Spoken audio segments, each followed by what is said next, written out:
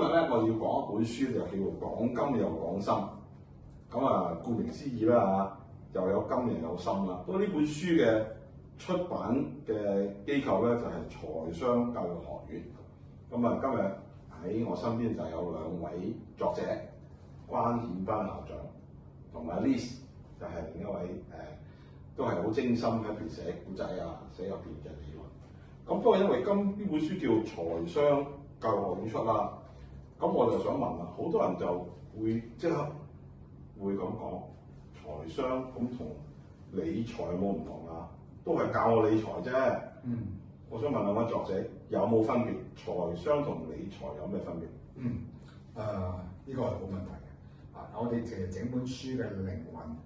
名詞咧，其實就係講緊財商。咁所以你相信呢個名詞咧，會泛起大家即刻會有另一個大家熟悉嘅一個名詞會對立嘅，就係咩叫理財，咩叫財商。我都試圖開始嘅時候都想好簡單去講講兩者嘅分別。坊間我哋一路都係講緊理財，而理財其實係一件大家都好容易理解嘅事，就係管理金錢嘅一啲行為知識，即係我嘅理解咁樣。但係我哋想睇重嘅就係一個完備嘅金錢處理嘅模式，就係除咗理財有嘅元素行為同埋嗰個知識之外咧，我哋更加唔睇重就係背後好重要嘅態度。正面啲講或者詳細啲講嘅話咧，就係講處理金錢嘅思維先過處理金錢嘅行為嘅重要性。亦係我哋覺得金錢處理一個比較完備嘅概念去睇即係我哋今日擁有錢之後嘅話咧，我哋應該有嘅三個好重要嘅學習嘅板塊。所以財商係重要過理財。理財裏邊都有偏差。如果理財前先有個正確嘅思維或者價值觀嘅話咧，大家就要擁有一個好完備嘅一個金錢嘅觀念同埋對金錢嘅認識啦。校長咁講完，我就有一個問題啦，又講價值觀，又講理念，又要講認識。但係財商教育學院好多嘅課程啊，好多嘅目標咧，都係同小朋友有關係嘅喎，即係當然唔係全部啦，部分係。咁我想問，究竟咁細個同佢哋去講理念啊、用錢嘅價值觀啊，會唔會好困難咧？咁我想問問，即係阿 Liz 啦，喺個本書度，你點樣去處理呢個問題咧？或者有冇啲實際嘅例子可以話俾我哋聽？唔係㗎，其實小朋友都一樣係可以處理到呢個問題。係啊，頭先阿關校長講咧，其實財商係緊過理財。咁理財咧，其實都係一啲處理金錢或者管理金錢嘅啲能力嚟嘅。其實喺財商入邊咧，其實我哋都有教導嘅。好多家長都會認為咁細個就教小朋友用錢，唔使咁快啩。咁裏邊咧，我有個小故事咧，就係正正講咧，一個好細嘅小朋友咧，我哋就教佢究竟點樣用錢。但係最緊要咧，就係點樣用錢之餘咧，係後面點樣搞一個正確嘅價值觀，甚至乎咧有一個好嘅品格，讓佢咧係對佢點樣管理金錢嘅時候咧有一份責任感啊！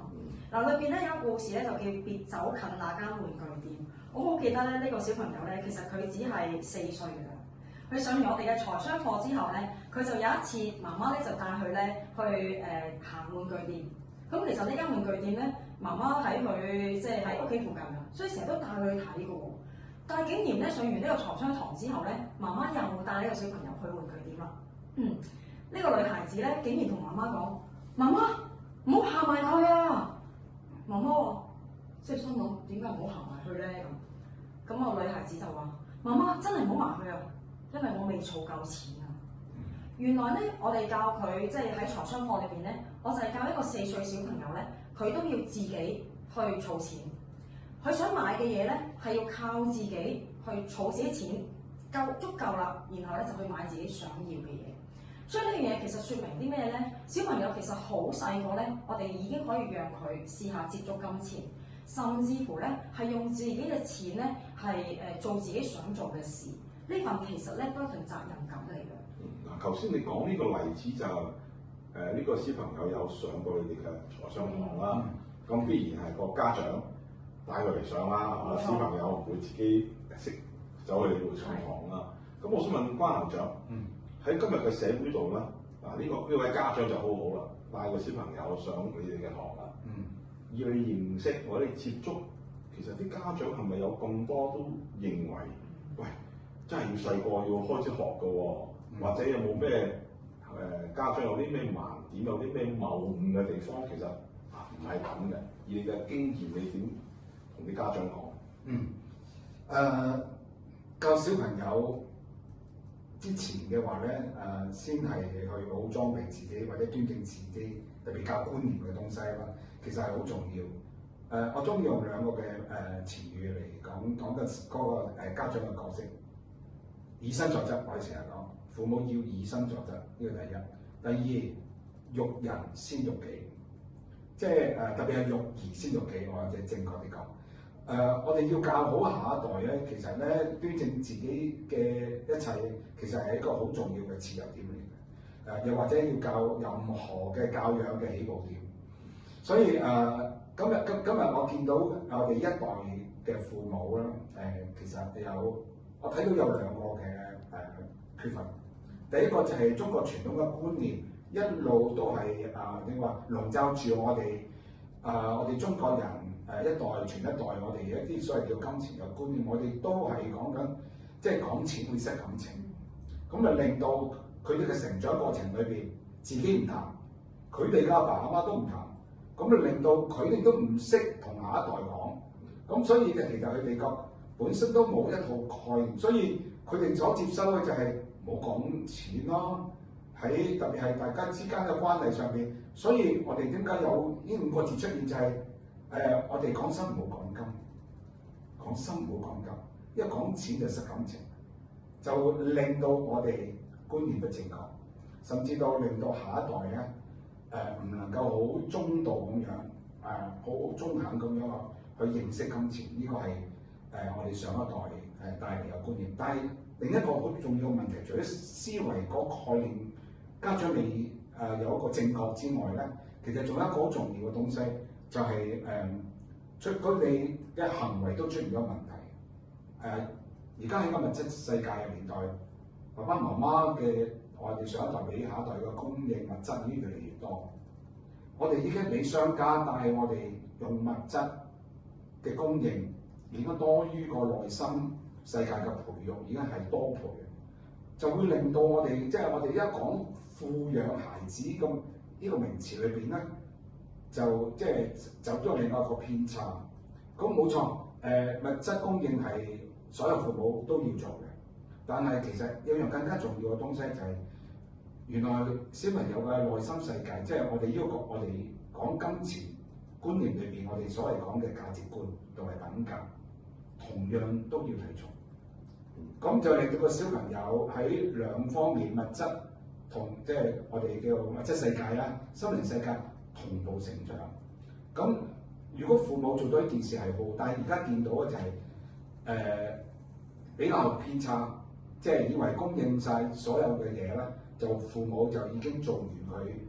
人生父母要做嘅事，其實唔係咯。小朋友成長正如頭先講，財商要睇重嘅就係、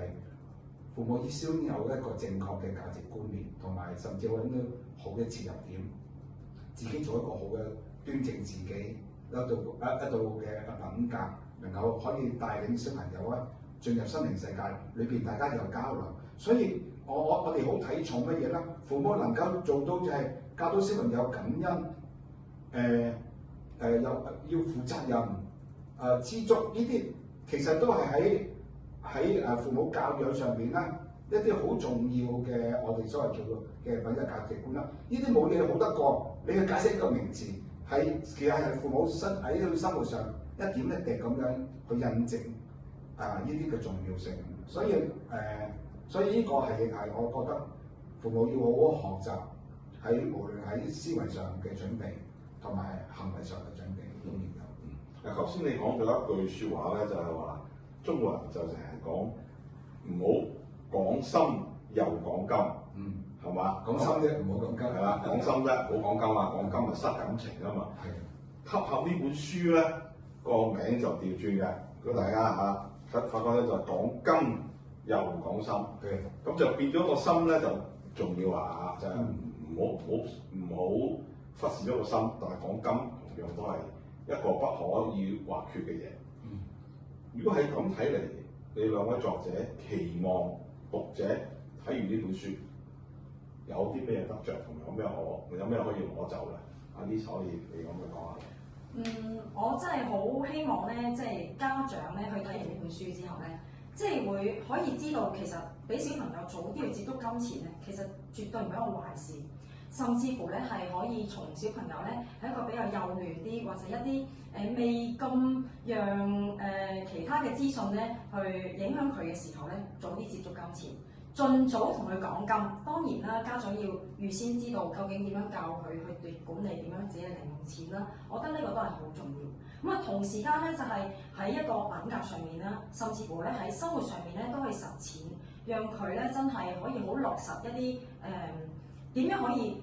好好用佢哋自己嘅錢，但係咧亦都可以達至一個好有責任感或者呢一個感恩嘅心。我覺得呢樣嘢係好重要。